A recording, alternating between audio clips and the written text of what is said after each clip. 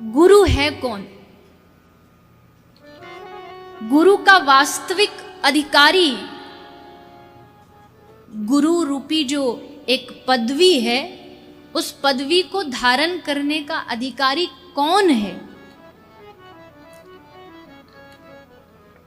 तो श्री कृष्णदास कविराज पाद श्री चैतन्य चरितामृत में वर्णन करते हैं, जेई कृष्ण तत्व वेत्ता सई गुरु हुए।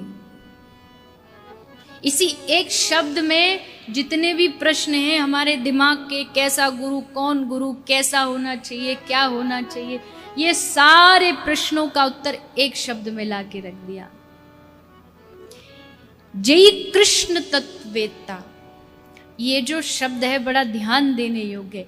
ये नहीं कहा कि जिसने कृष्ण को प्राप्त कर लिया हो वो गुरु बनने योग्य है, ऐसा नहीं कह रहे कविराज पाद। कविराज कहते हैं कि कृष्ण को जिसने प्राप्त किया नहीं, कृष्ण तत्व को जिसने जान लिया वो गुरु बनने का अधिकारी है। उसको गुरु रूपी पदवी पर विराजमान करने में फिर कभी सोचिएगा मत, जो कृष्ण तत्व को जान गया। और कृष्ण तत्व को जानना ये इतना आसान तो है नहीं, और जब इतना आसान है नहीं तो फिर गुरु बनना भी आसान है नहीं। मुझे ऐसा लगता है, खैर शास्त्र तो इसका प्रमाण देते ही हैं, पर बिल्कुल साधारण भाषा में अगर मैं कहूँ तो इस दुनिया के सबसे उच्चतम श्रेष्ठतम पदों में अगर कोई पद है, पदवी है, तो वो एक गुरु की पदवी है, जिसको संभाल करके रखना, जिसकी गरिमा को, जिसकी मर्यादा को बनाए रखना बड़ा कठिन कार्य है, खूब कठिन कार्य है। गुरु बना नहीं जाता, गुरु हुआ जाता है। बन करके तो धोखा ही मिलता है, गुरु हुआ जाता है। और जब ऐसा कोई गुरु प्राप्त हो जाए, जब ऐसा कोई सद्गुरु मिल जाए, तो फिर देर मत करिएगा, फिर सोच विचार मत करिएगा, फिर तर्क वितर्क मत करिएगा। बस एक माटी की तरह अपने आप को गुरु चरणों में समर्पित कर दीजिएगा।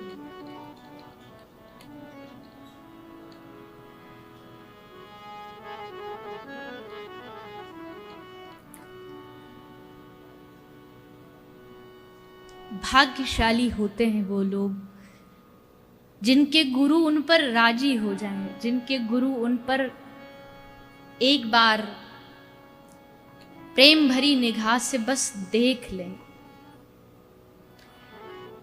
कईयों बार वो शब्द मुझे स्मरण में आते हैं। हमारे जो गुरुदेव थे बहुत भोले थे, कोई प्रणाम करे न करे, कोई उनको देख करके आसन से खड़ा हो न हो, उनको किसी बात से कभी कोई किसी से भी रुष्ट नहीं होते थे। और जब भी आते तो हमेशा एक बात कहते थे, यद्यपि ये उनका लाड़ था, जैसे कल कहा ना कि एक माँ को उसका बालक कितना भी कुरूप हो पर उसको दुनिया का सबसे अच्छा ही बालक नजर आता है, तो बार बार एक ही शब्द दोहराते थे कि नाम लेकर के, मेरा ही नाम लेकर के, कि चित्रलेखा जैसा वक्ता पूरी दुनिया में नहीं। और कईयों बड़े बड़े महापुरुष जो होते हैं हमारे भागवत क्षेत्र में, खूब बड़े बड़े अद्भुत अद्भुत महापुरुष हुए हैं, उनका नाम ले ले करके। और जब भी वो ये शब्द कहते तो इसमें अभिमान नहीं, पर उनका लाड़ और उनका प्रेम नजर आता था कि वो जानते हैं कि अभी योग्यता नहीं है, फिर भी इतना दुलार, इतना प्रेम करते। फिर अगला शब्द क्या? अगला शब्द, इतनी छोटी आयु में कौन गया अमेरिका, बताओ।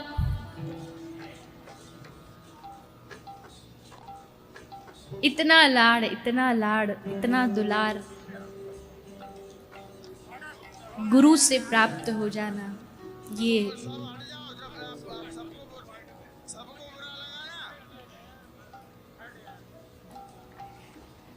कभी कभी कान उन शब्दों को सुनने के लिए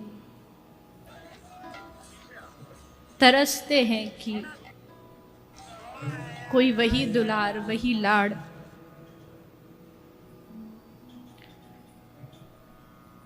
गुरु रूपा सखी की तरह कर सके,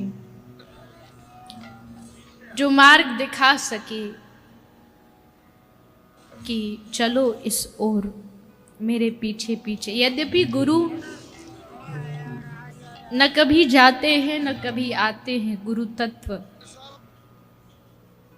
हमेशा शिष्य के साथ हमेशा रहता है, किंतु फिर भी एक छाया, एक आश्रय गुरु का अगर प्राप्त हो रहा है तो समझिए हम बहुत भाग्यशाली हैं, खूब कृपा है हमारे ऊपर। और गुरु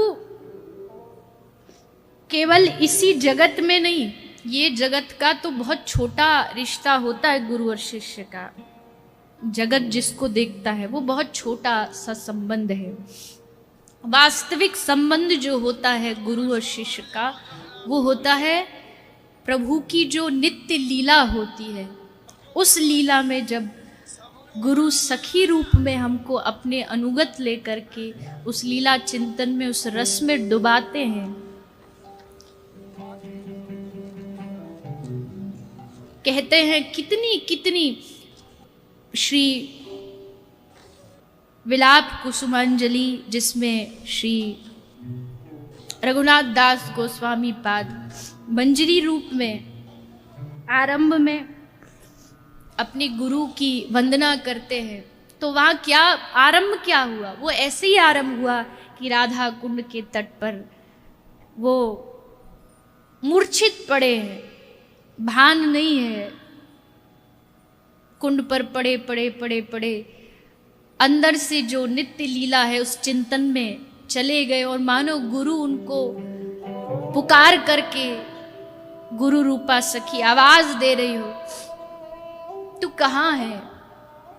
लीला चल रही है, चिंतन चल रहा है, राधा माधव लीला कर रहे हैं। वहां भी गुरु को ये ध्यान है कि मेरा अनुगत जो मंजरी है वो कहाँ है। वहां भी उसका स्मरण गुरु को चल रहा है। गुरु शिष्य को कहीं जाए पर स्मरण से नहीं छोड़ता है, जहां भी जाएगा स्मरण में अवश्य रखेगा। इसलिए जई कृष्ण तत्वेता सई गुरु हुए।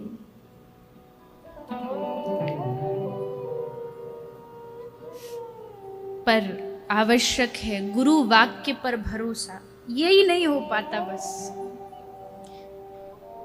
यही नहीं होता कि गुरु जो कहे बस वो करने लगे।